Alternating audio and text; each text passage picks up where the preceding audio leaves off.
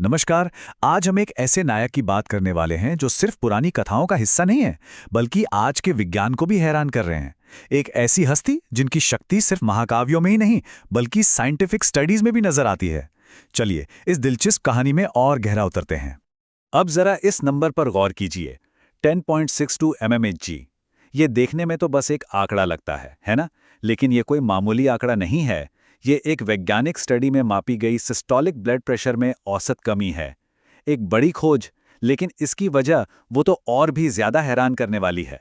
और यहीं से ये कहानी और भी दिलचस्प हो जाती है।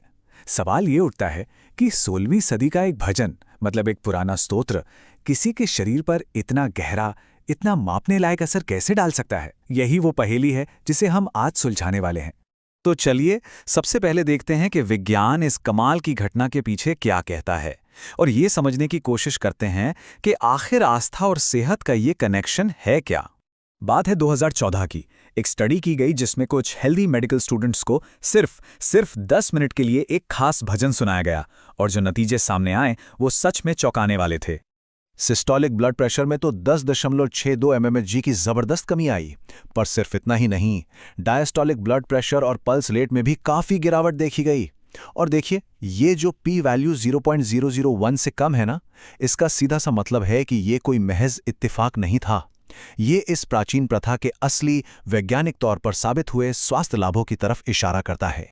तो सवाल ये है कि आखिर ये कौन सा शक्तिशाली भजन है जिसमें इतना दम है। चलिए अब जानते हैं उस स्तोत्र के बारे में जो इन सब के केंद्र में है। ये है हनुमान चालीसा। 16वीं सदी में संत तुलसीदास जी ने इसे रचा था। इसमें हिंदी की अवधी बोली में लिखे 40 छंद हैं। पर यह सिर्फ एक प्रार्थना नहीं है, इसे एक बहुत ही शक्तिशाली आध्यात्मिक साधन माना जाता है। स्टडी के मुताबिक हनुमान चालीसा का जो पहला कोर थीम है वो है शक्ति और साहस। माना जाता है कि ये अपने भक्तों में किसी भी मुश्किल से लड़ने की हिम्मत और जज्बा पैदा करती है। इसका दूसरा बड़ा थीम है सुरक्षा और इलाज। सदियों से लोग मन की शांति और सुरक्षा के लिए इसका पाठ करते आए हैं। उनका विश्वास है कि ये उन्हें हर तरह के नुकसान से बचाती है। और आखिर में ये भक्ति और विश्वास का प्रतीक है। हनुमान चालीसा अटूट लगन और बिना किसी स्वार्थ के सेवा करने जैसे गुणों की बात करती है, जो इसकी आध्यात्मिक नींव को मजबूत करता है। तो ये सब सुनकर एक बड़ा सवाल मन में आता है, आखिर वो कौन है जिनकी भक्ति में इतना गहरा असर है। चलिए अब इस भजन से आगे बढ़कर उस देवता के बारे में जानते हैं जिनका ये गुणगान करता है।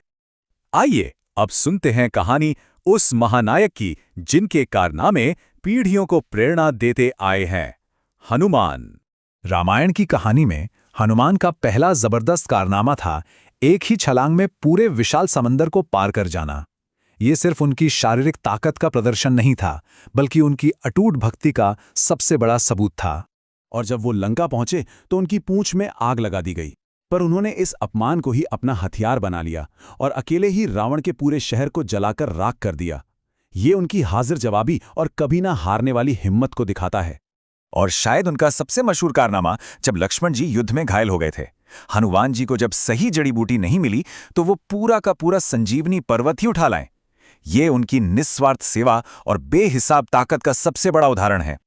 उनके ये काम इतने मशहूर हैं कि पारंपरिक प्रार्थनाओं में उनके नाम ही उनकी पूरी कहानी कह देते हैं।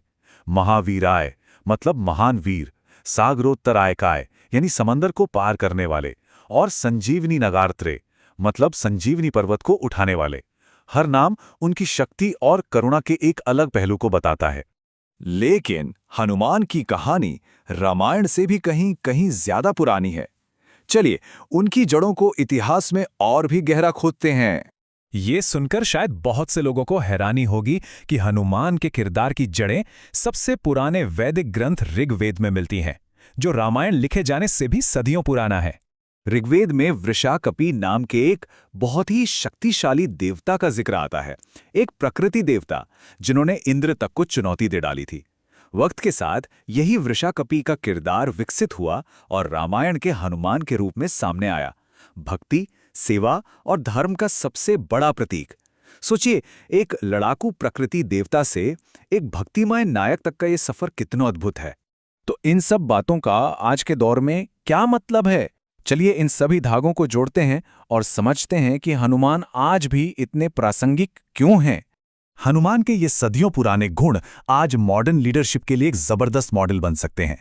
उनकी अटूट भक्ति हमें सिखाती है कि किसी भी सही मकसद के लिए पूरी तरह से समर्पित कैसे हुआ जाए। उनकी अपार शक्ति मुश्किलों में डटे रहने का हौसला देती है, और उनकी निस्वार्थ सेवा वो हमें याद दिलाती है कि सच्चा लीडर वो है जो अपने फायदे के लिए नहीं बल्कि सबकी भलाई के लिए काम करता है। तो आखिर में एक सवाल, जिस तरह विज्ञान हनुमान चालीसा जैसी पुरानी प्रथाओं के स्वास्थ्य से जुड़े फायदे सामने ला रहा है, यह हमें सोचने पर मजबूर करता है कि हम अपनी इस मॉडर्न भाग दौड़ भरी जिंदगी के लिए ऐसा और कौन सा पुराना ज्ञान फिर से खोज सकते हैं।